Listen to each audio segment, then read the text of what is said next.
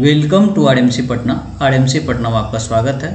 आज मैं Bihar SSC steno के रिगार्डिंग बात करूंगा, जो कि एग्ज़ाम सेंटर में टेक्निकल इशू आई थी।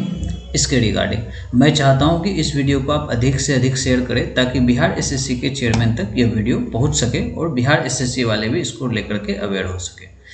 अगर किसी भी एग्ज़ाम में कोई भी बोर्ड किसी भी एजेंसी से एग्ज़ाम कंडक्ट करवा के सिलेक्शन लेना चाहती, अगर सारे सीट को अच्छे से फिल और गुणवत्तापूर्ण स्टूडेंट चाहिए होता है, तो उसको सबसे पहला चीज़ है कि सारे चीज़ को क्लियर करना चाहिए।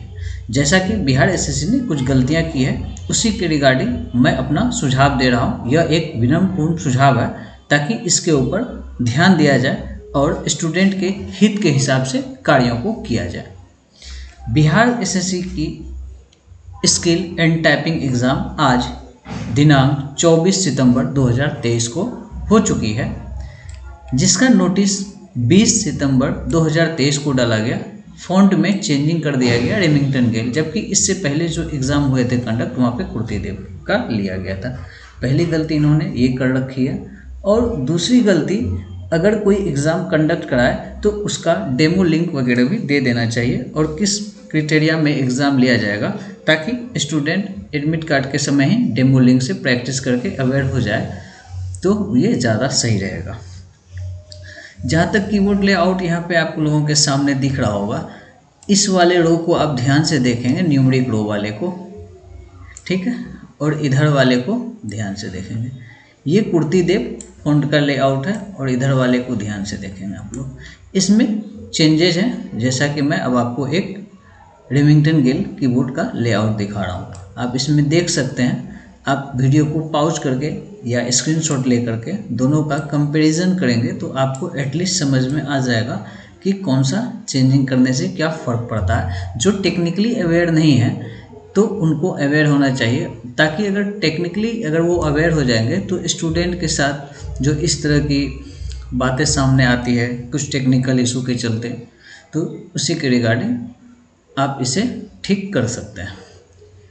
तो सबसे पहला चीज़ मैं बोलना चाहूँगा, जबकि एडवर्टाइजमेंट आता है उस समय ही एग्ज़ाम का पैटर्न स्टेप बाय स्टेप होना चाहिए। जैसा कि पटना हाई कोर्ट ने कंप्यूटर ऑपरेटर का एग्ज़ाम निकाला था, वो अपने प्रोस्पेक्टस में ही सारी चीज़ों को अच्छे से मेंशन कर देते हैं। तो इसी टाइप का उनसे भी सीख लेनी चाहिए। अगर कोई एग्ज़ाम कंडक्ट हो रहा है, तो किस तरह का एग्ज़ाम पैटर्न हो, और स्किल जो हो रहा है, टाइपिंग हो रहा है, इसका टेस्ट का फॉन्ट तो क्लियर होना ही चाहिए। अगर आपके एग्ज़ाम में हिंदी का टाइपिंग है, क्योंकि हिंदी के बहुत सारे कीबोर्ड लेआउट होते हैं। कुर्ती देव नॉर्मल है, मंगल यूनिकोड में 9 कीबोर्ड लेआउट है, जिसमें से 4 कीबोर्ड लेआउट यूज़ होते हैं, जिसमें से अधिकतर रेमिंगटन गेल यूज़ होते हैं। अगर ये क्लियर कर देंगे, तो पहले से इस पे बच्चे प्रैक्टिस करेंगे, क्योंकि आप एक अच्छा गुणवत्ता वाला स्टूडेंट चाह रहे हैं, 98.5% एक्यूरेसी चाह रहे हैं। तो आप अगर ये 4 चीज़ों को पहले ही स्पष्ट कर देंगे, तब तो आपको गुणवत्तापूर्ण स्टूडेंट मिलेगा। अगर आप एग्ज़ाम से 4 दिन पहले ये सारी चीज़ों को बताएंगे, एग्ज़ाम के पहले गुणवत्तापूर्वक, तो स्टूडेंट तो मिलने से रहा। और दूसरी सबसे बड़ी बात, जो स्टूडेंट मेहनती हैं, मेहनत करने वाले हैं, वो भी 4 दिन के अंदर बहुत बड़ा मेहनत करके बहुत इम्प्रूवमेंट नहीं ला सकते हैं। ये चीज़ आपको समझ में आनी चाहिए। तो सीधा सा मेरा मैसेज यही है कि बिहार एसएससी वालों से, कि वो लोग इन सारी चीज़ों को अवेयर हो और कुछ टेक्निकली आदमी से डिस्कस करें, ताकि इस तरह की समस्या जो है, इसका क्या निराकरण हो सकता है। और मैं टीसीएस वालों से भी ये आग्रह करता हूँ कि आप जो भी कंडक्ट करवाते हैं एग्ज़ाम, आपकी मार्केट में अच्छी रेपुटेशन है, तो आपको एटलीस्ट सारे चीज़ों का टेक्निकल इशू नहीं आने देना चाहिए। आप एग्ज़ाम से पहले सेंटर पे जब डेमो लिंक का प्रैक्टिस करते हैं 1 डे बिफोर, तो आपको उस समय सारे बग को ठीक करना चाहिए। एग्ज़ाम के समय स्टूडेंट के पास ऐसे ही बहुत सारे प्रेशर होते हैं, क्योंकि टाइपिंग या स्किल टेस्ट वाले एग्ज़ाम जो होते हैं, वो फाइनल स्टेज के एग्ज़ाम होते हैं। अगर आप उस समय किसी भी तरह का उलटफेर करते हैं, या स्टूडेंट का माइंड सेटअप गड़बड़ाता है, तो ज़्यादा गलती होने के चलते भी अच्छे स्टूडेंट छट जाते हैं। तो कहीं ना कहीं ये खामियां है सिस्टम में, ये आपको माननी पड़ेगी। अगर एडमिट कार्ड जब जारी करते हैं, तो एडमिट कार्ड जारी करते समय ही मॉक डेमो लिंक आप दे दें। अगर आप मॉक डेमो लिंक दे देंगे, तो स्टूडेंट एडमिट कार्ड डाउनलोड करते समय ही मॉक डेमो लिंक से प्रैक्टिस कर लेंगे। अगर अच्छी गुणवत्ता चाहिए होगी तो आप करेंगे। अगर आपके अंदर सीट फिल करने की और क्वालिटी स्टूडेंट की ज़रूरत है तो आपको ये सारा चीज़ पहले अगर अवेयर कर देंगे तो बहुत अच्छे से प्रैक्टिस करके सभी लोग जाएंगे और पूरा कूल रह के सारी चीज़ों को कर पाएंगे। क्योंकि अगर वो पहले से अवेयर हो जाते हैं किसी चीज़ को लेकर के तो कोई समस्या नहीं होती है। एग्ज़ाम डे के बिफोर आप लोगों को टाइपिंग टेस्ट जब करते हैं तो टीसीएस वालों के लिए मैसेज है, तो उन्हें टाइपिंग में बग को चेक करना चाहिए। कुछ टेक्निकल इश्यू हो तो उसको एग्ज़ाम डे के पहले ख़त्म कर देनी चाहिए। और फाइनल स्टेज के जब एग्ज़ाम में कोई गलती होती है तो काफ़ी प्रेशर हो जाता है। आप 10 मिनट में किसी का पूरा टैलेंट नहीं जान सकते हैं। अगर टेक्निकल इशू किसी भी तरह का अगर एग्ज़ाम कंडक्ट करने वाले एजेंसी में है तो इसमें स्टूडेंट का सिलेक्शन नहीं होता है, तो इसके लिए जिम्मेवार कौन है, इन चीज़ों को भी आपको समझनी होगी।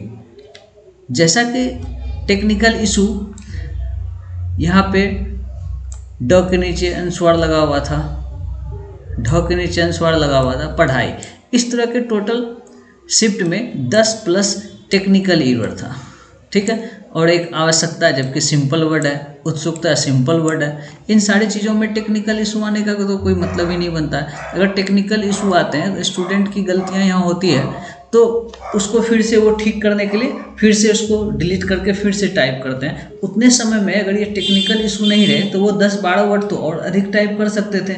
अगर जिसका पैसेज 10 मिनट में लगने वाला था तो उसको तो 11 मिनट में लगने वाले होंगे, तो वो तो इस तरह से डिस्क्वालीफाई हो जाएंगे। चलिए मैं 1 मिनट के लिए मान लेता हूँ कि ये 10 टेक्निकल इशू है, अगर सारे के लिए है, ठीक है, तो सारे का इग्नोर कर दिया गया तो भी जो टाइम जो किल हुआ उसका भरपाई कहाँ से हो पाएगा। तो इन सारी चीज़ों को भी समझना होगा। तो मैं यही कहना चाहता हूँ कि इस रिजल्ट को अगर क्रिएट कर रहे हैं, बना रहे हैं, तो इन सारी चीज़ों को भी ध्यान में दें और स्टूडेंट को इसमें रिबेट मिलना चाहिए, ठीक है। या नहीं तो अगर पॉसिबल हो तो एक बार फिर से रिकंडक्ट एग्ज़ाम को करवाना चाहिए।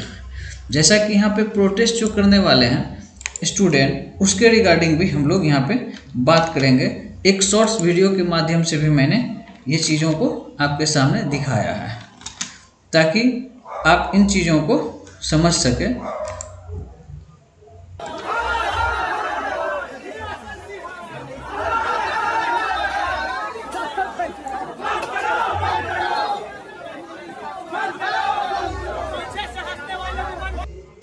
जैसा कि आप लोगों के सामने दिखा होगा, ये आक्रोश जो है कहीं ना कहीं बोर्ड की खामियों को प्रस्तुत, तो इससे स्पष्ट रूप से कह सकते हैं अगर किसी तरह की समस्या है तभी तो स्टूडेंट प्रोटेस्ट कर रहे हैं। अगर किसी भी तरह की समस्या उसके सामने नहीं आएगी तो वो प्रोटेस्ट क्यों करेंगे। अगर सारा कुछ अच्छा मिले, जैसा कि एग्ज़ाम सेंटर पे अगर उसको सारी व्यवस्थाएं सही रहे, कोई टेक्निकल इशू नहीं रहे, ठीक है, जो टाइपिंग के लिए कीबोर्ड दिया गया है वो सारे प्रॉपर तरीके से सही रहेंगे। बहुत अच्छे टैलेंटेड स्टूडेंट, अगर आप उसे ख़राब कीबोर्ड मिल जाएगा, ज़्यादा गलत हो जाएगा, तो इसका मतलब ये थोड़ी ना कि वो स्टूडेंट पुअर परफॉर्मेंस वाले हैं।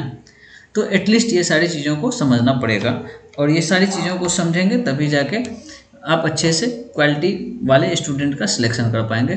तो मैं वैसे अभ्यर्थियों से भी कहना चाह रहा हूँ जिसके साथ कोई समस्या है तो वो अपना फ़ोन नंबर से कांटेक्ट करें। अगर पॉसिबल है तो बिहार एसएससी बोर्ड जाकर लिखित आवेदन दें कि इस तरह की टेक्निकल समस्या आई है, तो अगर एग्ज़ाम कंडक्ट करवाना पॉसिबल है तो फिर से एग्ज़ाम कंडक्ट करवा लिया जाए। अगर एग्ज़ाम कंडक्ट करवाना पॉसिबल नहीं है तो ये जो टेक्निकल इशू है इसके अकॉर्डिंग रिबेट दिया जाए। अगर किसी का अगर एक लाइन छूट गया है तो इसके लिए जिम्मेवार भी जो चयन एजेंसी है वो है, क्योंकि अगर टेक्निकल इशू नहीं रहता तो वो उतने समय में और भी वर्ड टाइप कर सकते थे और एग्ज़ाम को अच्छे से क्लियर कर सकते थे। तो मेरा यही आग्रह है कि इन सारी बातों को ध्यान में रखते हुए इसे अच्छे से इम्प्लीमेंट किया जाए ताकि स्टूडेंट के हित में कार्य हो सके और चयन करने वाले जो एजेंसी है उससे भी इन्हें बातों से सीख भी लेनी चाहिए कि अगर इस तरह की टेक्निकल इशू आ रही है तो किसी न किसी स्टूडेंट के करियर के साथ ये धोखाधड़ी हो रही है। तो उम्मीद करते हैं कि आप इन सारी चीज़ों को समझ चुके होंगे। इस वीडियो में इतना ही, मिलते हैं नेक्स्ट वीडियो में। Thank you for watching.